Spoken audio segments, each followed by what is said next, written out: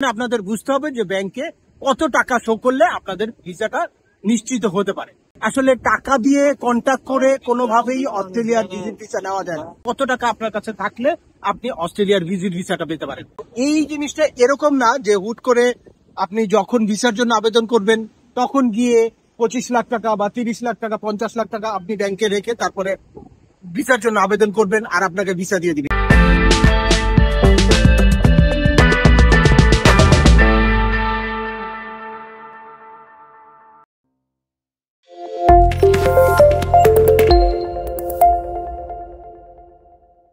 Welcome back, আপনাদের সাথে আছি আমি সিএম আমিনুল বাহার। আমাদের এই চ্যানেলে অস্ট্রেলিয়া সহ ইউকে, কানাডা, সেনজেনের বিভিন্ন কান্ট্রির ভিজিট, পড়াশোনা, ওয়ার্ক পারমিট এবং মাইগ্রেশন সংক্রান্ত বেশ কিছু ইনফরমেটিভ ভিডিও আছে। আপনারা যারা যেই টপিকস ইন্টারেস্টেড দয়া করে ওই রিলেটেড সকল ভিডিওগুলো দেখবেন।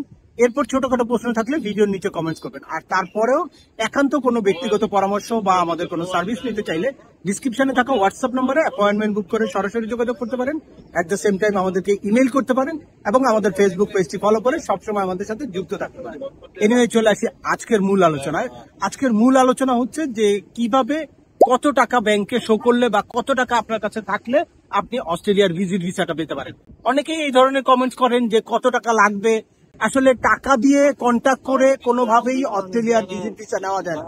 অস্ট্রেলিয়ার ভিজিট ভিসা নেওয়ার জন্য আপনার নির্দিষ্ট কিছু ক্রাইটেরিয়া ফুলফিল করতে হবে বা আপনার নিজেকে তৈরি করতে হবে, নিজের প্রোফাইলটা আপডেট করতে হবে। তো সেক্ষেত্রে ব্যাংকের ফান্ডটা একটা ইম্পর্টেন্ট ইস্যু, বাট এটাই সবকিছু না, কিন্তু এটা খুব ভাইটাল একটা ইস্যু। সেই কারণে আপনাদের বুঝতে হবে যে ব্যাংকে কত টাকা শো করলে আপনাদের ভিসাটা নিশ্চিত হতে পারে। ব্যাংকে প্রথমে হচ্ছে আপনার সোর্স অফ ইনকামটা ক্লিয়ার করতে হবে যে আপনার ইনকামটা কত বা কোন সোর্স থেকে আপনি ইনকামটা করেন। লাইক আপনার মান্থলি 4 লাখ টাকা ইনকাম হতে পারে, 2 লাখ টাকা ইনকাম হতে পারে, 5 লাখ টাকা ইনকাম হতে পারে। তো এটার একটা নির্দিষ্ট অ্যামাউন্ট আপনার অবশ্যই ইনকাম থাকতে হবে। এখনকার যেই দ্রব্যমূল্যের বা জীবনযাত্রার যেই মান, সেই হিসাবে আমি বলি যে অ্যাটলিস্ট 2 লাখ টাকা মান্থলি আপনার ইনকাম শো করতে হবে যদি অস্ট্রেলিয়ার মতো দেশ আপনারা ভিজিট করতে চান। তাহলে এই 2 লাখ টাকা রেগুলার আপনার ব্যাংকে ঢুকে এই জিনিসটা যখন আপনার লাস্ট 6 মান্থের স্টেটমেন্টে রিফ্লেকশনটা ফুটে উঠবে তখন বোঝা যাবে যে হ্যাঁ আপনার রেগুলার একটা ইনকাম আছে। আর রেগুলার ইনকামের পরে আপনার দেখা যাবে যে আপনি যদি সিঙ্গেলি অস্ট্রেলিয়া ভিজিট করতে চান তাহলে আমি বলি যে 15 to 20 লাখ টাকা আপনার একটা ব্যালেন্স ফান্ড থাকতে হবে। আর যদি এটা আপনি ফ্যামিলি নিয়ে ভিজিট করেন তাহলে ফ্যামিলি কতজন পার্সন সেটার উপরে এটা ডিপেন্ড করে। এইটা 25 থেকে 30 লাখ টাকা হলে ভালো হয়। যদি ফ্যামিলি মেম্বার বেশি হয় তাহলে 30 লাখ টাকা, ফ্যামিলি মেম্বার কম হলে আপনার 25 লাখ টাকা ব্যাংকের ফান্ডে রাখতে হবে। তাহলে বোঝা যাবে যে হ্যাঁ আপনি ফাইন্যান্সিয়ালি সলভেন্ট।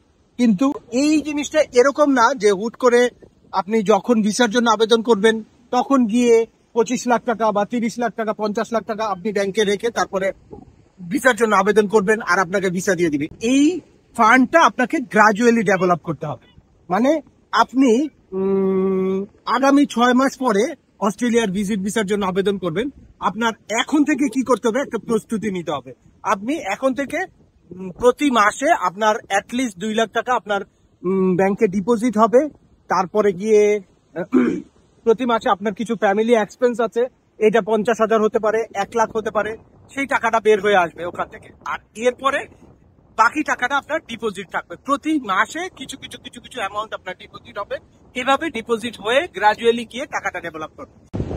এখন আপনি টার্গেট নিলেন যে আগামী 6 মাস পরে আপনি গিয়ে অস্ট্রেলিয়ার ভিজিট ভিসার জন্য অ্যাপ্লাই করবেন আর আপনার ফান্ডে তখন 30 লাখ টাকা শো করবে। তাহলে এখন আপনার ফান্ডে কত টাকা আছে এটা খুব ইম্পর্টেন্ট একটা বিষয়। কারণ আপনি গ্র্যাজুয়ালি কত টাকা ডেভেলপ করবেন আর মান্থলি কত টাকা ইনকাম শো করবেন, এটার সাথে একটা সামঞ্জস্য থাকতে হবে। এখন যদি আপনি 2 লাখ টাকা প্রতি মাসে আপনার ইনকাম দেখান আর সেটা যদি এরকম হয় যে 1 লাখ টাকা প্রতি মাসে ডিপোজিট হচ্ছে, তাহলে 6 মাসে আপনার 6 লাখ টাকা ডিপোজিট হচ্ছে। তাহলে আপনি যখন 30 লাখ টাকা ফান্ড ম্যাচিউর করার একটা টার্গেট নেবেন তখন আপনার এই স্টার্টিং পয়েন্টে 24 লাখ টাকা আপনার কিন্তু ডিপোজিট থাকতে হবে। ঠিক সেরকম যদি সিঙ্গেল পার্সন হয় তাহলে আপনি যদি 15 লাখ টাকার একটা টার্গেট নেন তাহলে আপনার এখন যে 9 লাখ টাকা থাকতে হবে, তারপরে গ্রাজুয়ালি 6 মান্থে 6 লাখ টাকা ডেভেলপ করে আপনার কিন্তু 15 লাখ টাকা হচ্ছে। এভাবে গ্রাজুয়ালি আপনার ফান্ডটা ডেভেলপ করলে তখন বোঝা যাবে যে হ্যাঁ রিয়েলি আপনার সোর্স অফ ইনকামটা ক্লিয়ার এবং আপনার ফান্ডটাও গ্রাজুয়ালি ডেভেলপ করছে।